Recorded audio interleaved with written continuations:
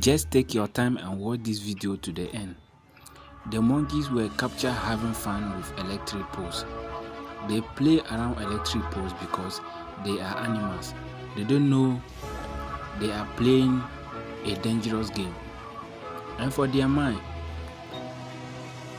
they were having party jubilating, ranting around electric poles.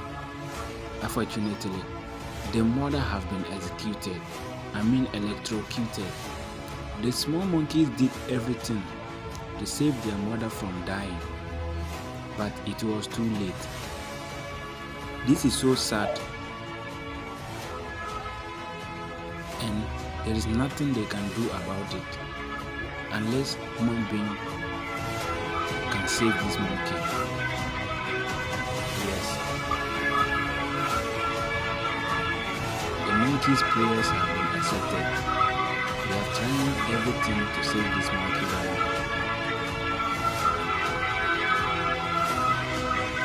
Animals don't know that electric can kill them.